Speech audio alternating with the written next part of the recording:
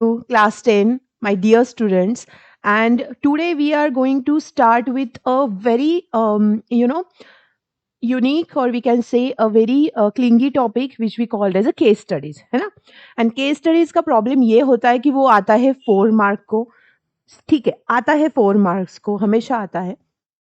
But हमें पता नहीं होता है कि केस स्टडीज में करना कैसे है. तो हम क्या करते हैं, 80 मार्क्स में जो 4 मार्क्स होते हैं वो पूरा एक्सक्लूड करके 76 मार्क्स का ही पेपर ध्यान में रखते हैं. नहीं, 76. But I tell you one thing. अगर आपने आपके सारे MCQs PYQs अच्छे से किए हैं, you are actually having a very good amount of confidence and a very good amount of positive attitude towards the case studies, because case studies ये यही होता है. इससे बाहर कुछ नहीं आता है. जैसे कि मैंने आपको एक एग्जांपल देती हूँ.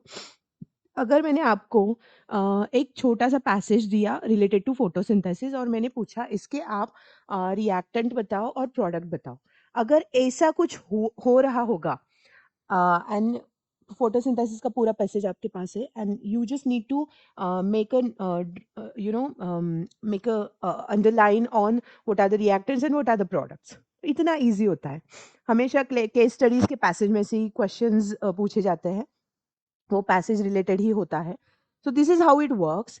एंड सेकेंड थिंग इज कि मुझे लगता है कि केस स्टडी हमेशा आपको करना चाहिए, बिकॉज जो बच्चा केस स्टडीज अच्छे से सॉल्व करता है, जो एग्जामिनर होता है, जो पेपर चेकर होता है, उसको उस पर 100% कॉन्फिडेंस आ जाता है कि अगर ये बंदा केस स्टडी सॉल्व कर रहा है तो इसने बहुत अच्छे से डीप डाउन स्टडी किया है. ठीक है, let's get started with the political science का केस स्टडी. 2024 में आया नहीं था. इससे पहले पावर शेयरिंग का केस स्टडी ही नहीं आया था. ठीक है, so that's why it is getting थोड़ा सा difficult to understand from the aspect of the exam कि कैसे आ सकता है. और मैंने वो एक 5 to 6 क्वेश्चंस का पूरा बनाया है. मुझे नहीं लगता इसके बाहर आएगा.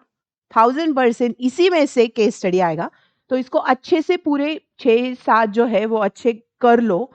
उसके बाद I don't think so if there is any kind of a question happens, तो वो थोड़ा ट्रिकी होगा, थोड़ा शब्दों का मायाजाल करके वो पूछेंगे, बट इसी में से आएगा. तो ये अच्छे से करके जाना. ठीक है, लेट्स गेट स्टार्टेड. तो पहले तो पैसेज देखते हैं. You need to have a look on a passage. Majoritarianism is a concept which signifies a belief that the majority community should be able to rule a country in whichever way it wants. ठीक है, majoritarianism मतलब क्या होता है कि जो भी majority मतलब सिग्निफाइज, ये सिग्निफाई क्या करता है, जो भी मेजोरिटी में ज्यादा होगा उस पर्टिकुलर एरिया में वही पावर दिखाएगा उस एरिया में. वो बिल्कुल भी अपनी पावर किसी को नहीं देगा. समझ में आया? So that is majoritarianism.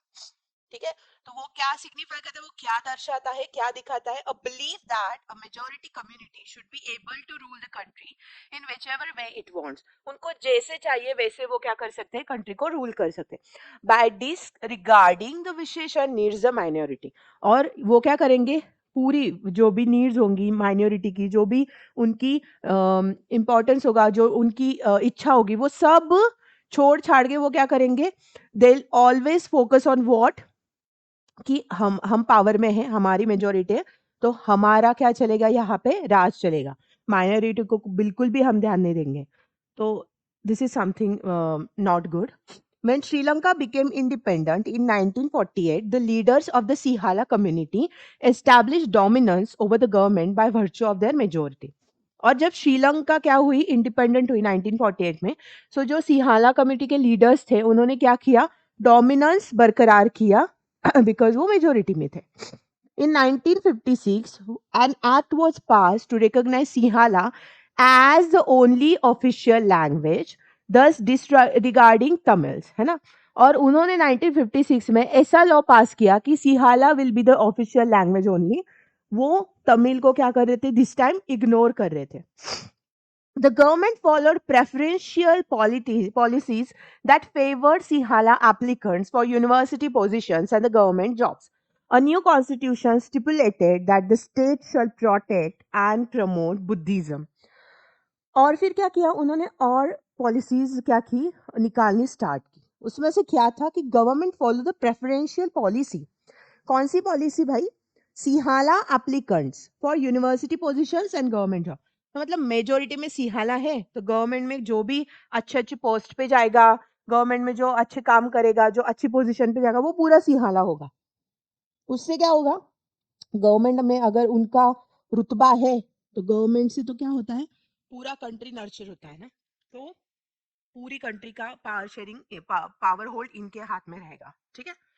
A new constitution stipulated that the state shall protest and promote Buddhism. और उन्होंने बोला कि क्या करना है, बुद्धिज्म को प्रमोट करना है। All these government measures gradually increase the feeling of alienation. Alienation मतलब अगर ग्रुप में 5 मेंबर रह रहे हैं, उनमें से 4 लोगों का अच्छा खासा बॉन्डिंग है और वो 5वां जो मेंबर है उसको बिल्कुल भी ध्यान नहीं दे रहे, उसकी कोई भी विश, उसकी कोई भी नीड, उसका कोई जिक्र नहीं हो रहा, तो वो बंदा क्या करेगा? एलिनेशन मतलब वो खुद को थोड़ा सा उनसे दूर पाएगा या फिर उन उस बंदे को लगेगा कि ये सब लोग उसे इग्नोर कर रहे। That is nothing but alienation among Sri Lankan Tamil. तो श्रीलंकन तमिल जो थे उनके मन में भी ऐसा ही भाव क्या हुआ, उत्पन्न हुआ। They felt that none of the major political parties led by the Buddhist Sihala leaders were sensitive to their language and culture. और उनको ऐसे लगा कि कोई भी मेजोरिटिकल पॉलिटिकल पार्टी बुद्धिज्म क्या करेगी, leaders were sensitive to their language and culture. तो उन्हें ऐसा लगा कि ये जो सिहाला कम्युनिटी है ये बहुत ज़्यादा सेंसिटिव है उनके लैंग्वेज और कल्चर को लेके। That's why the relationship between Sinhala and Tamil communities became strained over time. और उसकी वजह से तमिल्स एंड सिहाला कम्युनिटी में क्या हुआ, तनाव बढ़ने लगा और वो तनाव क्या हुआ, ज्यादा होने लगा। ठीक है, चलो क्वेश्चंस की तरफ जाते हैं। एक ट्रिक बताती हूँ यहाँ पे। वो ट्रिक ऐसी है कि अगर आप केस स्टडी सॉल्व कर रहे हो, सबसे पहले go through the answer, go through the questions कि क्वेश्चन क्या पूछे हैं। क्वेश्चन देखने के बाद you go to the passage. तो जब पैसेज आप पढ़ोगे ना, आपको समझ आएगा इस क्वेश्चन का आंसर ये वाला है, इस क्वेश्चन का आंसर ये वाला, तो it will consume your time. ठीक है, and while solving the paper time is everything, right? What does the concept of majoritarianism signify? Oh wow. ये तो पहला सेंटेंस था, वही होता। The concept of majoritarianism signifies that the majority community of a country should be able to rule the country in whichever way they want, है ना? So majority community क्या करेगी? उनको जैसे रूल करना है वैसे रूल करेगी। What was the outcome of the act passed in 1956? The act passed in 1956 recognized Sinhala as the only official language in Sri Lanka. Why did the relation between the Sinhala and the Tamil communities become strained? क्यों? Because Tamil community को ऐसे लगा कि उनको क्या हो रहा है, एलिनेटेड, मतलब उनको ऐसे लग रहा है कि उनको लेफ्ट ओवर कर दिया। एंड द सेकेंडरी थिंग, उनको ऐसे लग रहा था कि सिहाला लोग अपनी लैंग्वेज को लेके, अपनी कल्चर को लेके बहुत ज्यादा सेंसिटिव है। दैट्स वाई उनमें वो क्या होने लगा, तनाव बढ़ने लगा। ठीक है, अभी मैंने पैसेज आपको अच्छे से एक्सप्लेन किया है, इसकी वजह से आपको आंसर अच्छे से आ रहा है। बट जब आप वहां पे अकेले होंगे एग्जाम सेंटर में, आपको बहुत कंसंट्रेटली पढ़ना है, otherwise you won't get the answer very quickly. Okay, case study question number 2. The Sri Lankan Tamils launched parties and struggles for the recognition of Tamil as an official language.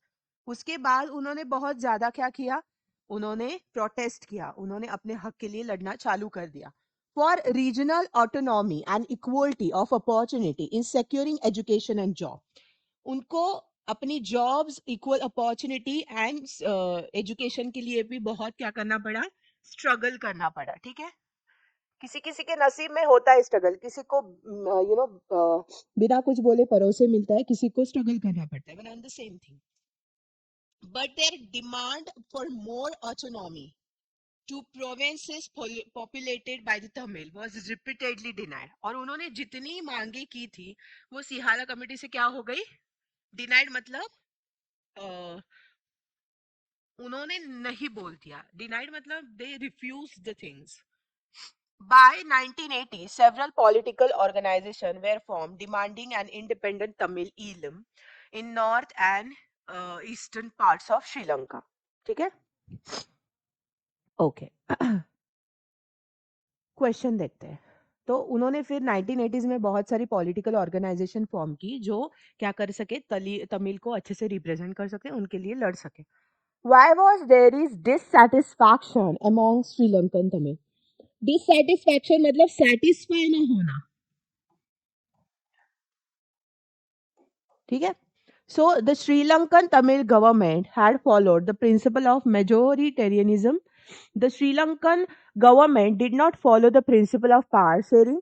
The government of Sri Lanka gave preference to Sinhala, all of the above. भाई ये भी right है मेजोरिटेरियम का, power sharing भी उन्होंने नहीं दी और government में प्रेफरेंस नहीं दिया, मतलब all of the above is the correct answer. ठीक है. What were the steps taken by the government of Sri Lanka to alienate Tamils?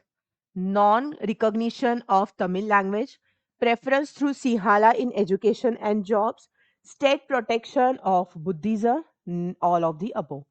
तो एक तो non recognition of Tamil language, एक एकलौती लैंग्वेज थी सिहाला लैंग्वेज जो ऑफिशियल लैंग्वेज थी. दूसरे preference through Sihala in education. हाँ, दूसरी जॉब्स एंड एजुकेशन में सिहाला के लोगों को ही प्रेफरेंस दिया जाता था. तीसरा स्टेट प्रोटेक्शन टू बुद्धिज्म. तीसरा भी यही था कि मतलब स्टेट क्या होगा, बुद्धिज्म को ज्यादा वो क्या कर रहे थे, स्प्रेड कर रहे थे. So all of the above is the answer. हमेशा ऑल ऑफ द अबव आएगा नहीं दोस्तों, ये गौर करना. क्वेश्चन अच्छे से पढ़ना, एमसीक्यू के ऑप्शंस अच्छे से पढ़ना, वरना दो बारी ऑल ऑफ द अबव आए तो मैं टिक कर दूंगा, वैसे नहीं होता है. ठीक है, ट्रिकी क्वेश्चंस भी आते हैं एग्जाम में, ध्यान रखना. 4 मार्क का सवाल है, वरना इतनी मैं मतलब आपको कभी नहीं समझाती. Which areas of Sri Lanka had the majority of Sinhalas? So southern part, western part, both A and B, none of the above. Okay, so कौन सा एरिया श्रीलंका का इसमें मेजोरिटी थी?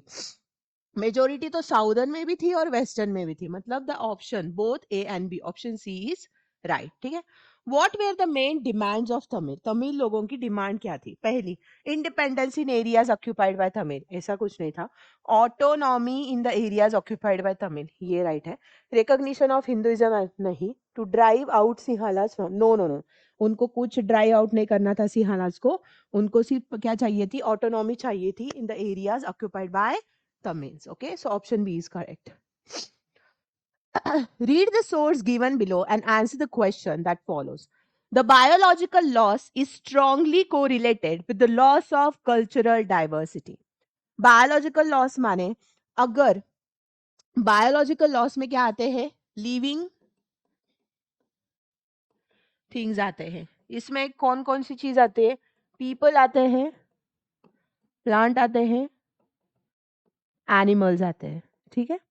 उन्होंने क्या बोला है, जब भी बायोलॉजिकल लॉस होगा तो क्या होगा, वो अच्छे से मतलब स्ट्रांगली कोरिलेटेड है किस चीज के साथ, with the loss of cultural diversity. आपकी जो कल्चरल डाइवर्सिटी उसके साथ क्या है, ये स्ट्रांगली कनेक्टेड है. Such losses have increasingly marginalised and impoverished many indigenous and other forest dependent communities. और ऐसे लॉसेस ने क्या किया है, इंक्रीजिंगली मार्जिनलाइज्ड, मतलब बहुत ज्यादा क्या किया है, मार्जिनलाइजेशन किया है. एंड इम्पोवरिश्ड मेनी इंडिजियस, मतलब जो भी इंडिजिन, इंडिजिन एक क्या है, एक स्पेसिफिक क्लास आता है जिसमें इंडिया से बिलोंगिंग पीपल आते हैं, जो हर्ब्स या फिर छोटी छोटी, जिसको आदिवासी लोग बोलते हैं हम, फॉरेस्ट पीपल, तो वो आते हैं, वो इंडिजिनियस इसमें आते हैं, ट्राइब्स में आते हैं. ठीक है. And other forest dependent communities, forest पे डिपेंडेंट रहने वाले communities, who directly depend on various components of the forest and wildlife for food, drink, medicine, culture, spirituality. Within the poor, women are affected more than men. और impoverished में मतलब गरीबी होने में सबसे ज्यादा जो औरत होती है वो सफर करती है rather than men. In many societies, women bear a major responsibility of collection of fuel, fodder, water and other basic substances needs. Sanskrit में एक श्लोक है, अति परिचयाद अवज्ञा संतत गमना दनादरो भवति, मलय भिल्ल पुरंद्री चंदन तरुकाष्ट इंधनम कुरुते।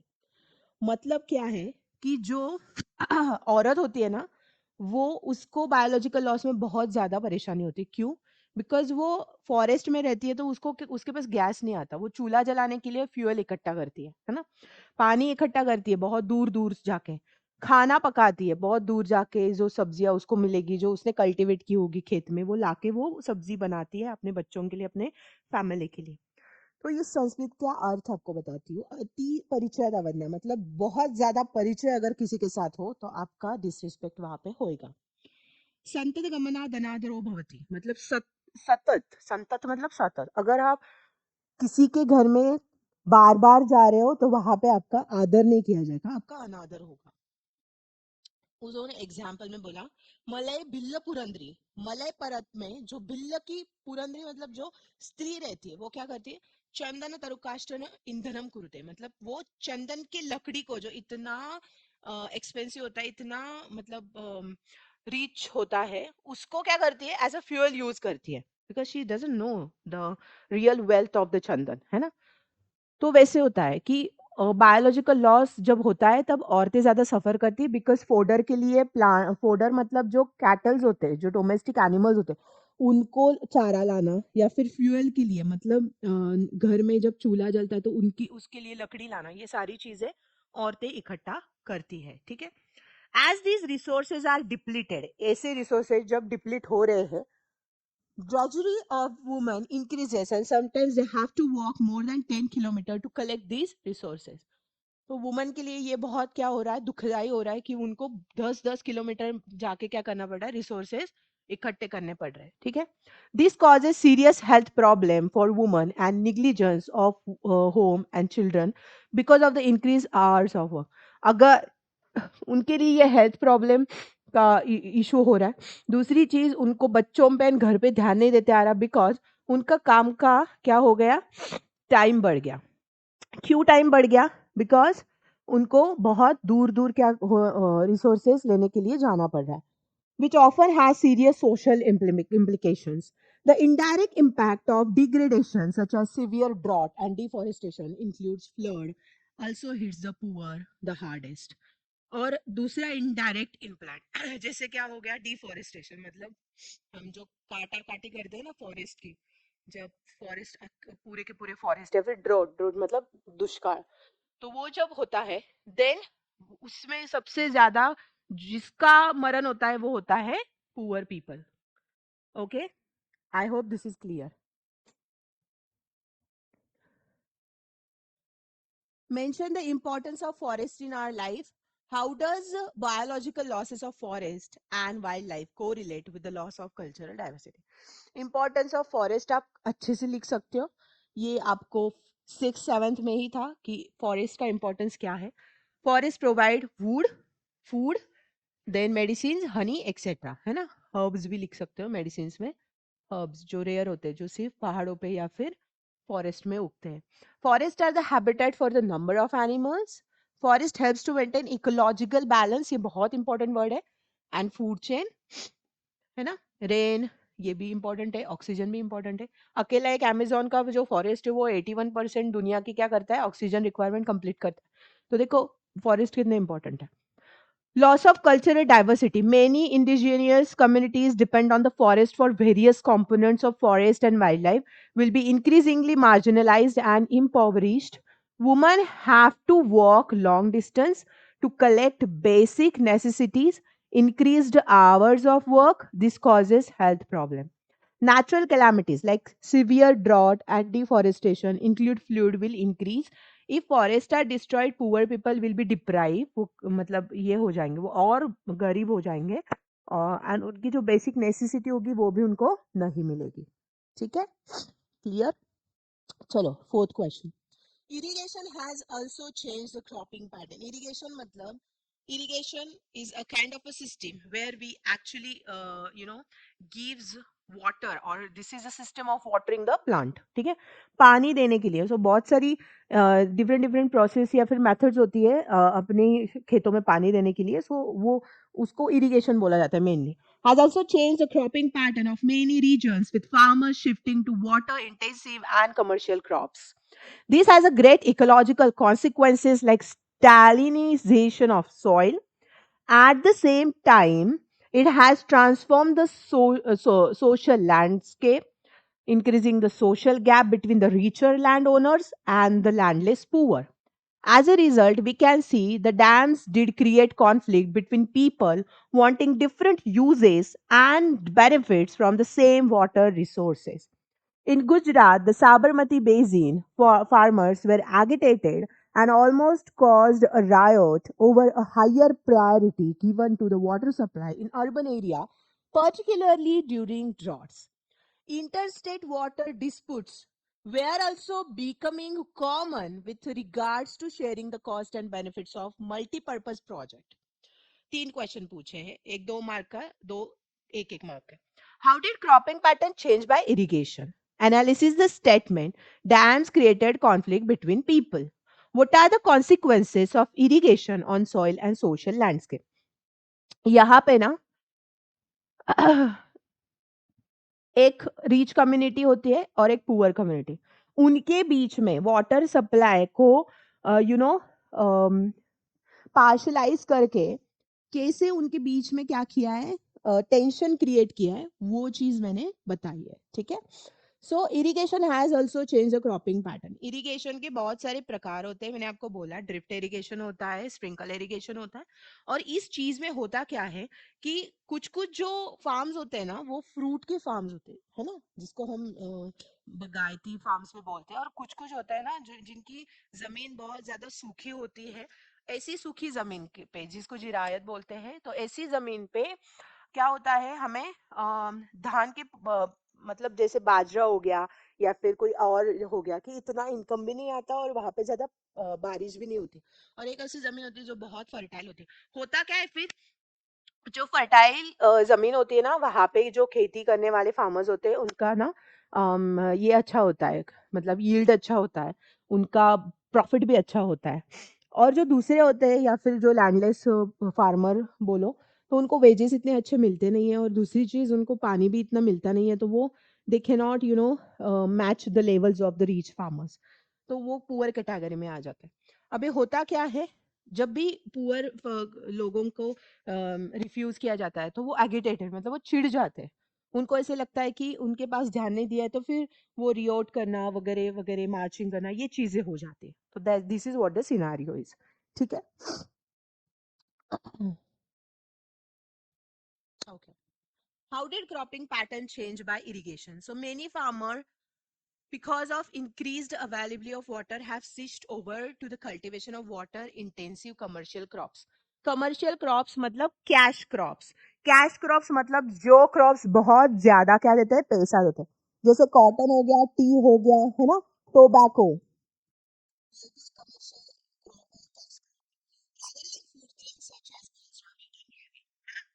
दूसरी चीज तो क्रॉपिंग पैटर्न कैसे क्या चेंज हो गया इरिगेशन के साथ. अच्छा खासा पानी दिया जाएगा डैम से, अगर किसी भी रीजन में जो अच्छा खासा रीजन है, जो रिच लोगों का है, वो कैश क्रॉप लेंगे, वो अच्छे से उसको कल्टीवेट करेंगे, उनको ज्यादा प्रॉफिट होगा. समझ में आया. तो ऐसी चीजें होती है और ये सच में होती है. Analyze the statement dams created a conflict between people. Kaise? Because mostly internal disputes for the sharing and non-sharing of water benefits to each other. Displacement of local people of the area. Then, what are the consequences of irrigation on soil and social landscape? Consequences क्या है? तो water logging and salinization of soil. These are the common problem associated with irrigation. Salinization मतलब salinity मतलब कभी कभी क्या होता है कि इतना ज्यादा वाटरिंग हो जाता है या फिर ड्रॉट की वजह से ना वहाँ का वाटर, जो सलाइन वाटर होता है, वो क्या होता है, पूरी की पूरी सॉइल की इनफर्टिलिटी खा जाता है. इनफर्टिलिटी मतलब फर्टिलिटी खा जाता है, सॉइल इनफर्टाइल हो जाती है, उसमें क्रॉप्स नहीं आते. ठीक है. वाटर लॉगिंग मतलब कि वहाँ पे बहुत ज्यादा पानी होना, उसकी वजह से वहाँ पे कोई भी चीज का उत्पादन नहीं लेते आता. So these are also the things, these are also consequences of irrigation on soil. ठीक है. चलो, moving to the next. Read the source given below and answer the question. Industrial locations are complex in nature. These are influenced by availability of raw material, labor, capital, power, and market, etc. It is rarely possible to find all these factors available at one place. Okay? Consequently, manufacturing activity tends to locate at the most appropriate place. Factors of industrial location are either available or can be changed at lower cost. After an industrial activity starts, urbanization follows. Sometimes industries are located in or near the cities. Thus, industrialization, or we can say that, and urbanization go hand in hand. Cities provide market and also provide services such as banking, insurance, transport, labor, consultant, and financial advices to the industry. Many industries tend to come together to make use of the advantages offered by the urban centers known as the agglomeration economies. So gradually a large industrial agglomeration takes place. Okay. यहाँ पे उन्होंने बोला है कि industrial locations क्या होते हैं, complex होते हैं. क्यों? बिकॉज वहाँ पे सप्लाई होना चाहिए किस किस चीज़ का. एक तो वहाँ पे रॉ मटेरियल अच्छे से पास में ही मिलना चाहिए, ट्रांसपोर्ट का खर्चा बच जाता है. लेबर मिलना चाहिए, कैपिटल मिलनी चाहिए वहाँ पे, पावर मतलब इलेक्ट्रिसिटी मिलनी चाहिए, मार्केट मिलना चाहिए. ठीक है. ऐसे सब फैक्टर्स जोड़ के जब मैन्युफैक्चरिंग इंडस्ट्री सेटअप होती है तो वहाँ पे अर्बनाइजेशन या फिर इंडस्ट्रियलाइजेशन क्या होता है, अच्छे से राइज अप होना स्टार्ट हो जाता है. जब वहाँ पे दूर से लोग आते हैं रहते हैं तो वहाँ पे other services just like banking, insurance, transport, labour, consultant, financial advises, ये सारा क्या हो जाता है, सर्विस सेंटर्स चालू हो जाता है. और ऐसे क्या होता है, इसको बोला जाता है एग्लोमेरेशन इकोनॉमीज. ठीक है. उन्होंने क्वेश्चन क्या पूछा है वो देखते हैं. वो वर्ड ही है एग्लोमेरेशन, मतलब कि वहाँ पे दोनों चीज़ें हैंड इन हैंड होती है जिसको अर्बनाइजेशन एंड इंडस्ट्रियलाइजेशन बोला जाता है. ये वाला जो टॉपिक है this is related to something जहाँ पे क्या होता है, इकोनॉमिक ग्रोथ कैसी है वो दिखाया गया है. सो यहाँ पे पूछा है on what factors the location of industry depend. तो मैंने आपको बताया it is dependent on availability of raw material, labour, capital, power and market etcetera. है ना. दूसरा question, what do you understand by agglomeration economy. कौन सी चीज हुई है understand. Many industries tend to come together to make use of the advantage offered by the urban centres known as agglomeration economy. है ना. How do industrialisation and urbanisation go hand in hand. तो cities provide markets and also provide services जैसे कि banking हो गया, insurance हो गया, transport हो गया, लेबर कंसल्टेंट हो गया, फाइनेंशियल एडवाइस हो गई. तो ये सारी क्या होती है, industries go hand in hand. Right. ये बहुत इजी पैसेज था. ऐसे 3 मार्क के क्वेश्चन आपको आएंगे और आपको वो क्या करना है, अच्छे से सॉल्व करने हैं. ठीक है. 6th क्वेश्चन पे हम जाते हैं. The value of final goods and services produced in each sector during a particular year provides the total production of the sector for that year. And the sum of the production in these 3 sectors gives what we called as a GDP, gross domestic product of the country. It is a value of all final goods and services produced within the country during a particular year. Okay.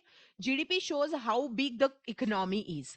In India, the mammoth task of measuring GDP is undertaken by central government ministry. GDP हमारे India में कौन handle करता है, central government handle करता है. कौन? Central government. ठीक है. This ministry, with the help of the various government departments of all the Indian states and union territories, collects information related to the total volume of goods and services and their prices and then estimates the GDP. ठीक है. When we produce a good, हम जब कोई चीज बनाते हैं, by exploiting natural resources को हम जब खाक में मिला के कोई चीज बनाते हैं, it is an activity of the primary sector. तो जब हम रॉ मटेरियल का सहारा लेके कोई चीज बनाते हैं तो वो प्राइमरी सेक्टर में आता है. ठीक है. The secondary sector in which natural products are changed into the forms of the way of manufacturing that we associated with industrial activity. और जब हम रॉ मटेरियल को कोई चीज बना के ये करते हैं, मतलब जब हम कॉटन का प्रोडक्शन लेते हैं ना, तो वो पूरा का पूरा किस में आ गया? This is comes in agriculture. तो एग्रीकल्चर किस में आ गया? एग्रीकल्चर प्राइमरी सेक्टर में आता है, हमेशा याद रखना, ठीक है। उसके बाद उस कॉटन का जब मैं थ्रेड बना के उसका जब मैं क्या करूंगी, मैन्युफैक्चरिंग करूंगी और उसका क्लोथिंग बनाऊंगी या फिर क्लोथ में उसको इन्वॉल्व करूंगी, तो that is your secondary sector. Okay, समझ में आया? After primary and secondary there is a third category of activity that falls under the tertiary sector and it is different from the two. So tertiary sector, these are the activities that help in the development of the primary and secondary sector. Tertiary activity मध्ये actually क्या आता है? Services आते हैं, service providing industries, ठीक है, वो आता है tertiary activity में। सर्विस प्रोवाइडिंग मतलब आपने कार ले ली, कार को वॉश करने के लिए आप सर्विस सेंटर जाओगे ना, वैसे आपको एजुकेशन लेना है, आप कोई ट्यूशन ज्वाइन करोगे, टर्शरी सेक्टर। आपको काउंसलिंग के लिए हेल्प चाहिए तो टर्शरी सेक्टर। आपको बुखार हो गया, डॉक्टर के पास जा रहे, tertiary sector. Service providing sector is nothing but your tertiary sector, always remember that things, ठीक है। So these activities by themselves do not produce a good but they are an aid और support for the production process. तो ये क्या करते हैं? कुछ बनाते नहीं है बट वो सपोर्ट सिस्टम देते हैं, ठीक है। So which sector has emerge as the largest producing sector in India? Largest producing sector is nothing but a primary sector, ठीक है। कौन सा? Primary sector. ये गलत हो चुका है, this is not right, it's a primary sector. Okay, गलती से हो गया होगा। Life insurance is an activity of which sector? Life insurance actually क्या है? सर्विस प्रोवाइडिंग इंडस्ट्री, तो ये टर्शरी सेक्टर में आएगा। What is GDP? The money value of all the final goods and the services produced with in the country during a particular year is nothing but GDP. इसका answer आपको easily passage में मिल जाएगा।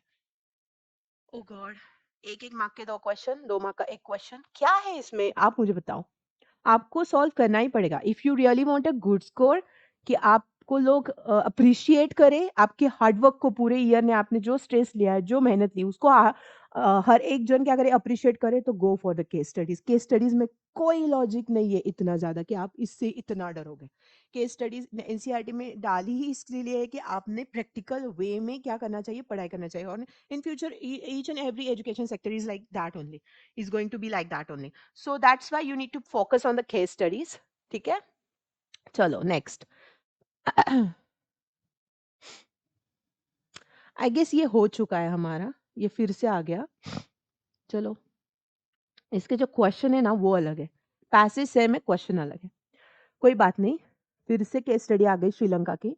In 1956, an act was passed to recognize Sinhala as the only official language, thus disregarding Tamil. The government followed preferential policies that favored Sinhala applicants for university positions and government jobs. A new constitution stipulated that the state shall protest and foster Buddhism. Buddhism को ये क्या करेंगे? Foster करेंगे, उसकी मान्यता देंगे। All these government measures, coming one after the other, gradually increased the feeling of alienation among the Sri Lankan Tamils. They felt that none of the major political parties led by the Buddhist Sinhala leader was sensitive to their language and culture. They felt that the constitution and government policies denied them equal political rights, discriminated against them in getting jobs and other opportunities, and ignored their interest. As a result, the relations between the Sinhala and Tamil communities strained over time.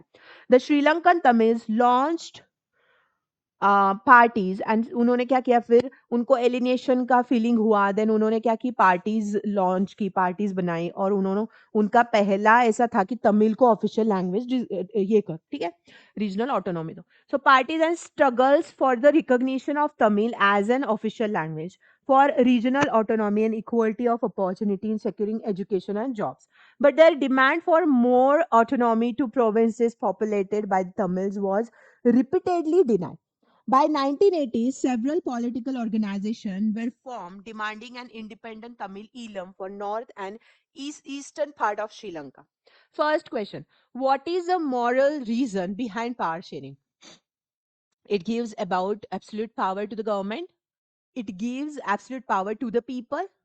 it gives very spirit of democracy, it ensures the development. Okay, तो इसका answer है C, it is a very it is the very spirit of democracy. Okay, I guess option number C. हाँ, option number C is right. कि मतलब reason क्या होता है, what is the moral reason, सबसे बड़ा रीजन क्या है पावर शेयरिंग का? तो सबसे बड़ा रीजन है कि हमें क्या करना है, हमें डेमोक्रेटिकली अगर बिहेव करना है तो हमें डेमोक्रेसी में सबको क्या देनी चाहिए, इक्वलिटी देनी चाहिए, इक्वल अपॉर्चुनिटी देनी चाहिए. What is the official language of Sri Lanka? So that is Sinhala. ठीक है, will check it. Yes, it is Sinhala. Then Sri Lanka emerged as an independent country in 1948. Option B is right answer.